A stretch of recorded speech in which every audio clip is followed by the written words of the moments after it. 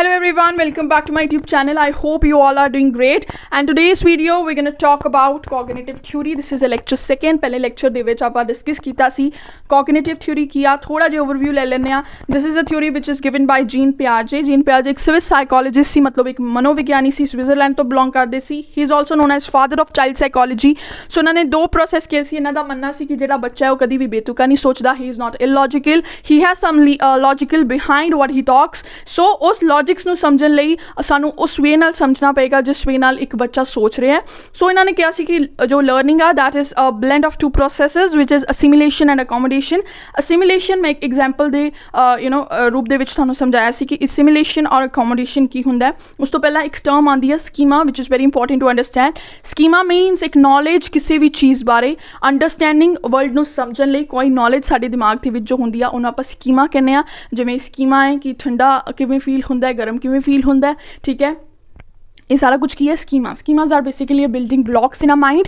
सो एक आप एग्जाम्पल नाल डिस्कस किया कि एक बच्चा है, उन्होंने एक ਉਹਦੇ अंदर स्कीमा है पहला तो ही कि बर्ड किदां दा हुंदा है. बर्ड ਜਿਹੜਾ हवा च उड़दा है, कोई भी चीज़ हवा च उड़दी है वो बर्ड हुंदा है, ठीक है. सो ਜਦੋਂ एरोप्लेन ਨੂੰ देखदा है ही थिंक्स कि वो भी चीज़ की है that is also a bird.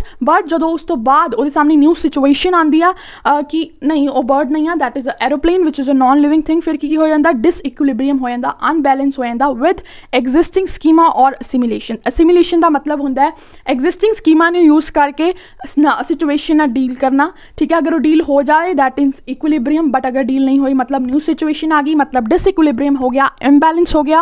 और देन कम्स अकोमोडेशन विच मीनस कि अपने एग्जिस्टिंग स्कीमा विच ऑल्ट्रेशन करके ਉਹਦੇ ਵਿੱਚ चेंज करके एक नवा स्कीमा डेवलप कर लेना, दैट इज अकोमोडेशन, ठीक है. So now comes the 4 stages. So है जेड़ा जीन पियाजे सी उन्होंने 4 स्टेजेस हमें दी थी. Number 1 is sensory motor stage, second is pre operational, third is concrete operational and fourth is formal operational. So there is a complete notes. मैं आपको basic समझाऊंगी, मतलब main points बताऊंगी जो एक स्टेज में है. So sensory motor stage which is from birth to 2 year, ठीक है. So sensory motor stage number 1 is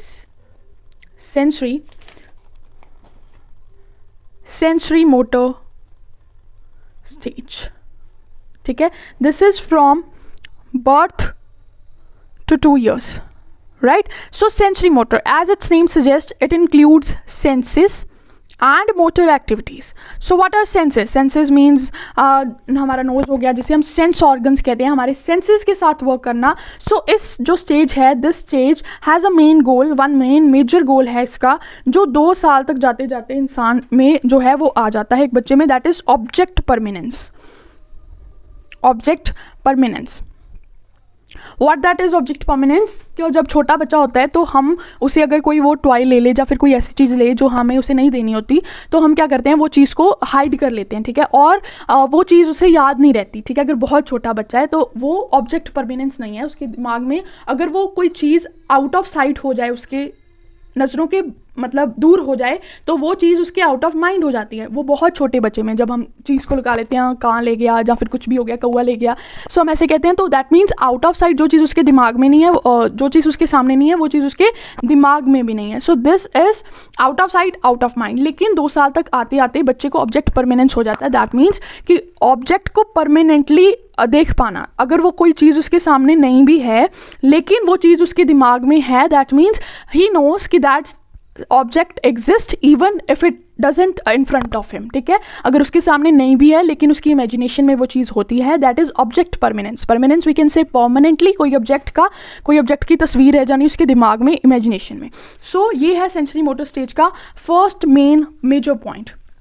The first stage is sensory motor stage, and during this stage infant focuses on physical sensations and on learning to coordinate his body, right. So major characteristics or developmental changes क्या है? Infant learns about the world through their senses, through their actions. During the sensory motor stage, a range of cognitive abilities develop. These include object permanence, मैंने आपको समझा दिया. Self recognition, a child realizes that other peoples are separate from them, ठीक है. उसके साथ मतलब self recognition हो जाती है कि अगर उसका कोई नाम ले तो उसे पता लग जाता है कि या that's my name, मुझे कोई बुला रहा है, right. So and representational play, ठीक है. So further they relate to the emergence of journal symbolic functions which is the capacity to represent the world mentally. तो कुछ symbolic functions वो उनमें grow होने लग पड़ते हैं. At about 8 months the infant will understand the permanence of objects ये मैंने आपको बताया. And also understand that they will still exist even if they can't see them, and in fact will search for them when they disappear. Right, कोई चीज़ अगर हम 2 साल तक आते आते बच्चे को पकड़ा दे और बाद में हम उससे ले ले, तो वो चीज़ वो ढूंढेगा कि वो कहाँ गई, बिकॉज कि उसके दिमाग में वो चीज़ है, आउट ऑफ माइंड नहीं हुई. चाहे वो चीज़ आउट ऑफ साइट हो गई है, but that is not out of mind. उसके दिमाग में उसकी छवि और उसके दिमाग में वो चीज़ रह जाती है. Right, so that is known as object permanence, और ये इसका मेन गोल है फर्स्ट स्टेज का, सेंसरी मोटर स्टेज का. Right, so main achievement during this stage is object permanence. ठीक है, towards the end of this stage the general symbolic functions begins to appear when children show in their play that they can use one object to stand for other. मतलब बच्चा खड़े होने लग पड़ता है. So number 2 is pre-operational stage. Now pre means पहले, operational मतलब cognitive logical theory से पहले वाली stage. Pre-operational stage ये 2 और 7 साल के बीच होती है. is one of the Piaget's intellectual developmental stages. It takes place between 2 to 7 years. At the beginning of the stage, child do not use operations, so the thinking is influenced by the way things appear rather than logical reasoning. So number 1 इसमें क्या है, egocentric. हमारी जो second stage है that is pre-operational stage, उसमें जो हमारा main है इसमें that is egocentric. Now what is egocentric? Egocentric मतलब कि बच्चा समझता है, ego means मैं, राइट, कि मैं ही हूँ सब कुछ, और centric means सेंटर में. बच्चा वो वाली ईगो नहीं है जो बड़ों में होती है. बच्चे में ये ईगो होती है कि ईगोसेंट्रिज्म होता है. दैट मीन्स ही थिंक्स कि मैं ही हूँ जो हूँ. मतलब अगर I am in the centre of this world and every one is around me, every one is thinking about me, every one is the way I think, everyone also think like me, right? is known as egocentrism. मतलब उसे attention मिलनी चाहिए. He always will be in the center. वो center में होना चाहिए और बाकी सब उसके आले दुआले. ठीक है, बाकी सब उसके अराउंड होने चाहिए और उसे centrism मिलना चाहिए. So this is egocentric. So he assumes that other people see the world as he does. जैसे वो सोचता है वैसे ही और लोग सोचते हैं. Major characteristics and developmental changes. Toddlers and young children acquire the ability to internally represent the world through language and mental imaginary. और इसमें language अभी शुरू हो जाती है. ठीक है, so इसमें क्या होगा, infant at this stage also demonstrate animism. Now what is egocentric हो गया, then comes the word animism. अभी egocentric में he thinks the way he thinks, other also thinks like that. ठीक है, ये हो गया. उसके रिलेटेड ही एनिमिज्म है. एनिमिज्म मतलब कि फॉर एग्जांपल कि कोई छोटा बच्चा होता है, जब वो गिर जाता है, ठीक है, तो हम उसे वो रोए ना, इसके लिए हम कहते हैं कि इसे मार, इसने तुझे मारा है ना, इसे भी मार, इसे भी दर्द होगा, सो देख तूने क्या कितना कुछ मार दिया. तो दैट मीन्स ही थिंक्स कि नॉन लिविंग थिंग्स जो होती हैं उनमें भी क्या होती है, they also have feelings, same feelings like him, feelings, thoughts, ideas. वो ये मानता है कि कोई नॉन लिविंग थिंग भी है तो उसमें भी फीलिंग्स होगी जैसे मेरे में है, वो भी ऐसा सोचता है जैसा मैं सोचता हूँ, उसमें भी सेम तरह के थॉट्स हैं, सेम तरह के आइडियाज़ हैं. That is known as animism. So first वाले में हमारे आगे ऑब्जेक्ट परमानेंस, इसमें मेन गोल है. सेकंड प्री ऑपरेशनल में आ गया ईगोसेंट्रिक. ईगोसेंट्रिक मतलब he thinks that what ever he thinks other people also think like that.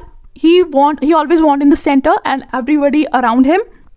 Animism means he thinks that non-living thing also have feelings, thoughts as similar as him. ठीक है, so this is the second stage. Now comes the third stage, that is concrete operational stage. Now concrete operational stage को समझने के लिए हम समझेंगे meaning of concrete. ठीक है, concrete operational stage. I hope till here you have clear, your doubts are clear. Concrete और एक opposite term होती है इसके abstract, ये इसका opposite है. कंक्रीट का क्या मतलब है? कंक्रीट का मतलब है कि कोई चीज़ फिजिकली अगर हमारे सामने होगी, फिजिकली सामने होगी. अब्स्ट्रैक्ट मतलब हमारी इमेजिनेशन. सो इस स्टेज में कंक्रीट मतलब फिजिकल ऑपरेशनल स्टेज, मतलब फिजिकली इस स्टेज में क्या होता है, फिजिकली जो चीज़ हमारे सामने होगी हम सिर्फ बच्चा सिर्फ उसी में डिफ्रेंशिएट कर पाएगा. ठीक है, उसी में फ़र्क निकाल पाएगा, उसे ही समझ पाएगा. ठीक है, अगर कोई चीज़ फिजिकली उसके सामने रख दी फिर हम उसे चीज़ें बताएं तो उसे समझ आएंगी. अब्स्ट्रैक्ट थिंकिंग नहीं कर पाएगा. सो इसका फर्स्ट पॉइंट आ गया कि अब्स्ट्रैक्ट थिंकिंग नहीं होगी. दैट मीन्स इमेजिन नहीं कर पाएगा. हम उसे कोई चीज़ कही ना कि इमेजिन करो, ऐसे होगा ऐसे होगा, हम इमेजिनेशन करते हैं. सो उसमें इमेजिनेशन अभी डेवलप नहीं होगी. वो कंक्रीट थिंकिंग नहीं कर पाएगा, अब्स्ट्रैक्ट थिंकिंग नहीं कर पाएगा, कंक्रीट थिंकिंग करेगा. दैट मीन्स फिजिकली जो चीज़ उसके सामने होगी वो चीज़ में वो डिफ्रेंशिएट कर सकता है, उस चीज़ को वो समझ सकता है. ठीक है, सो ये स्टेज जो है that is from 7 to 11 years. By the beginning of concrete operational state, the child can use operations, a set of logical rules. Operations use कर सकता सकता है, ईगो सेंट्रिज्म थोड़ी सी कम हो जाती है, एनिमिज्म भी कम हो जाती है, ऑब्जेक्ट परमानेंस तो रहता ही रहता है, right. So he realises that people see the world in a different way. समझ जाता है, दैट मीन्स ईगो सेंट्रिज्म खत्म होने लग पड़ी कि वो समझने लग पड़ता है कि जैसे मैं सोचता हूँ वैसे और नहीं सोचते, everybody has a different thinking. ठीक है. So children still have difficulty with abstract thinking. Abstract thinking मतलब जो इमेजिनेशन में है, ठीक है, जो फिजिकली अवेलेबल नहीं है चीजें, right. So during this stage, children begins to thinking logically about concrete events, not about abstract. It's about concrete. That means that are physically available. Now another term is conservation.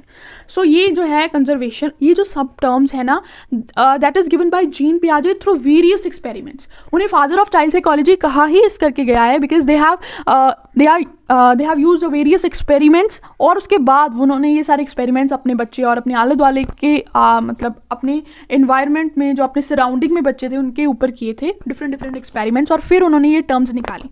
So number 1 इसमें term आ गई हमारी conservation. Conservation का क्या मतलब है? For example उन्होंने एक experiment किया था, I don't exactly remember what it is, but मैं आपको बता देती हूँ मेन उसमें क्या है. They have taken the 8 balls और उन्होंने बॉल्स को 2 रो में रख दिया, ए रो और बी रो. फर्स्ट रो में उन्होंने स्पेस में रखी 4 बॉल्स ऐसे स्पेस में, और दूसरे में पास, ठीक है. एंड उन्होंने बच्चों से पूछा कि किस रो में जो बॉल्स हैं वो ज़्यादा है, ठीक है. सो बच्चे ने बता दिया कि बॉल्स किसी में भी ज़्यादा नहीं है, द ओनली डिफरेंस इज किस में डिस्टेंस ज़्यादा है. दैट मीन्स कंजर्व कर पा रहे हैं बच्चे. कंजर्वेशन जो है, conservation ability that is developed चीज़ों को समझने के लिए. ये फिजिकली देखो, इसमें एक और चीज़ आ सकती है. ये चीज़ कंक्रीट थी, दैट मीन्स फिजिकली बच्चों के सामने प्रेजेंट थी, इमेजिनेशन में नहीं कहा. अगर वो इमेजिनेशन में कहते कि सपोज करो 8 बॉल्स हैं और 8 बॉलों में ऐसे मैंने बॉल्स इधर इधर रख दी, तो वो उनको समझ नहीं आना था बिकॉज कंक्रीट एब्स्ट्रैक्ट थिंकिंग उन्होंने डेवलप नहीं हुई. This is the concrete one, physically सामने थी, ठीक है. मे बी एग्जाम्पल्स और कुछ और होंगी, लेकिन वो एक्सपेरिमेंट ऐसा ही कुछ था. सो इस एक्सपेरिमेंट से उन्होंने देखा कि कंजर्वेशन जो है वो डेवलप हो गई है बच्चों में, ठीक है. So children also begins to understand the concept of conservation. Understand क्या करते हैं? ऑल दो थिंग्स में change in appearance certain properties remain same. Conservation मतलब कि ज़रूरी नहीं कि मतलब ज़रूर क्या है कि ऑल दो कहते थिंग्स जो है वो चेंज हो सकती हैं अपीयरेंस में, लेकिन उसकी कुछ प्रॉपर्टीज जो है वो सेम रहती हैं. So during this stage, they also become less egocentric, begin to think about how other people might think and feel. So this stage is called concrete because children can think logically much more successfully if they manipulate real materials or pictures of them. ठीक है. So Piaget considered this stage as a major turning point in child's cognitive development because it marks the beginning of logical or operational thought. अभी सिर्फ beginning हुई है, ठीक है, start ही हुआ है अभी सिर्फ, ठीक है. सो नेक्स्ट स्टेज हमारी आ गई, that is formal operational stage, मतलब जिसमें ये सारा कुछ डेवलप हो रहा है. That is 12 to our adulthood, ठीक है. आगे एडोलेसेंस स्टेज. तो इस पीरियड में क्या होगा? adolescent enter the stage, they gain the ability to think in an abstract manner. abstract अभी वो हाइपोथेटिकल कंडीशंस को भी समझ पा रहे हैं. उनके सामने अगर आप कोई प्रॉब्लम्स रख दो in abstract way, that means imagination में आप सोचो, आप उन्हें कहो कि लेट थिंक, इमेजिनेशन में ये सोच कि ऐसा ऐसा हुआ, अब क्या इसका क्या सोल्यूशन होगा. दैट मीन्स हाइपोथेटिकल कंडीशंस वो समझ जाते हैं और डिफरेंट सोल्यूशंस भी निकाल देते हैं, ठीक है. So adolescent can think systematic way, reasoning कर सकते हैं, लॉजिकल थिंकिंग डेवलप हो सकती है. तो this is also all about the formal operational stage, ठीक है. You can take a screenshot. So हमने फर्स्ट स्टेज पढ़ी, दैट इज, हम इसको थोड़ा सा ओवरव्यू कर लेते हैं. फर्स्ट स्टेज हमने पढ़ी sensory motor stage, that means through senses. इसमें मेन गोल क्या था? Object permanence. अभी इसमें ना लॉजिकल थिंकिंग डेवलप हुई है, सिर्फ कुछ सिंबॉलिक फैक्टर्स जो है वो इसमें डेवलप होंगे.